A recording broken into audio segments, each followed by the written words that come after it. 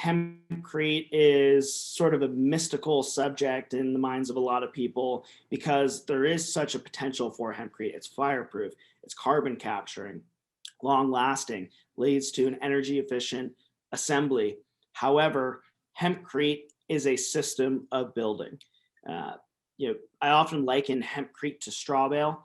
You can't just frame a building, put plywood on it, wrap it in Tyvek, and then say, I'm going to insulate it with hempcrete. It just doesn't work that way. It's a vapor open system that encapsulates your thermal envelope.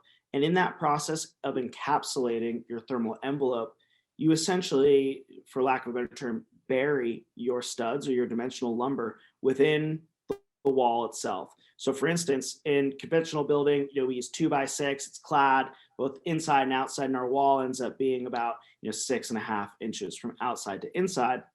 Hempcrete, however, is built with mass, 10, 12, 16. I've even seen 24-inch hempcrete walls. And your dimensional lumber is usually set to the center of that wall. And so what happens in a hempcrete assembly where you have that framing inset to the center of that wall, you 100% eliminate your thermal bridging. So it creates a super energy efficient assembly. But with that being said, that's a lot of material. Hempcrete is very similar to a baker baking a cake. You have to acquire the raw ingredients, whether it be the sugar and flour. In our case, it's the hemp and the lime, which have to be the right kind of hemp and the right kind of lime. You have to then know how to mix it together. Just because you have flour and sugar doesn't mean you know how to bake a cake. Just as for hempcrete, just because you have hemp and lime doesn't mean that you know how to make a hempcrete house. It really is a combination of quasi masonry skills, carpentry skills.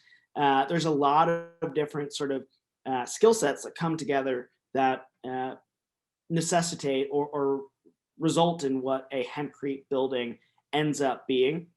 I was very fortunate in the earliest days of my career, post college, getting laughed at by VC judges in these contests, to have an opportunity to experiment with a hempcrete building, and more or less got a call out of the blue one day saying, I read this news article about hempitecture, and I think it's really exciting what you're doing. I heard you lost this business plan competition, but even though you lost this business plan competition, do you want to move out to Idaho, which is where I'm currently located, and build one of these hempcrete buildings you're talking about? Use our property as your laboratory for natural building.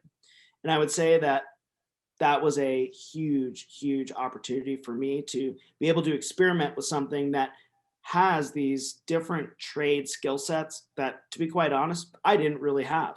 And so I got to learn sort of as I went how to mix hempcrete, how to work with it, how to install it.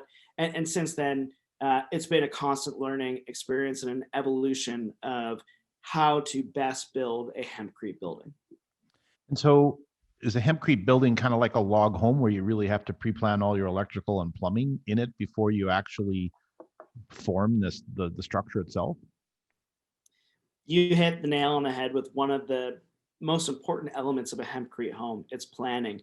You must plan every element of a hempcrete home. You have to have your wiring run in conduit. Your plumbing has to be strategically placed.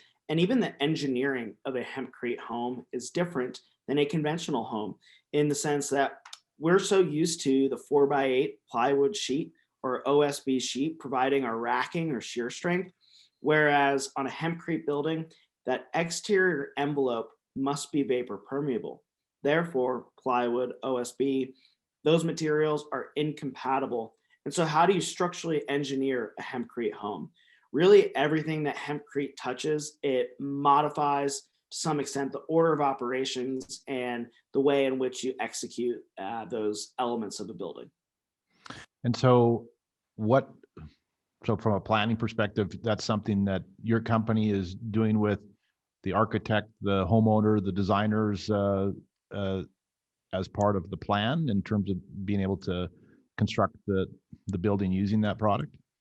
Yeah, usually what we suggest is that once you have a schematic plan developed, before you start going to design details, that's a great time to rope someone in, such as Hempitecture, who has experience in planning and delivering hempcrete projects, just so that we can forecast any potential challenges, any potential changes, or things that might become an issue in the actual installation of the hempcrete itself. So we do offer consultation services to help clients out to streamline their project delivery process as much as possible. And that idea, I guess, of this house is you've got to, I mean, you got to plan for it a little bit farther ahead than, showing up with the architectural drawings done and everyone's got regular wall depths and concepts and details for that. I'm assuming the inside walls would just be a normal construction method, and it's really about the outside walls primarily. Is that kind of how you see that? Yeah, and in some projects we have done interior hempcrete walls. However, it's very difficult to inset hempcrete just within a 2x4 2x6 frame.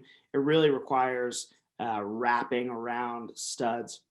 An analogy I often use is think of a concrete wall. Concrete walls have rebar on center to it, and the rebar is what the concrete grabs onto that rebar, and the rebar is what provides the concrete sort of its structure. Without that rebar, it would crack, fall apart. Whereas in a hempcrete project, it needs to wrap around and envelope the studs. So it's not really recommended to inset it into a 2x4 2x6 wall. You could use a more conventional insulation material or a plant-based insulation material like hemp wool for your interior walls. But going back to that idea of structural engineering, Kevin, we often recommend that our clients run their shear walls to the interior partition walls, which is rather uncommon for a conventional building project. Right.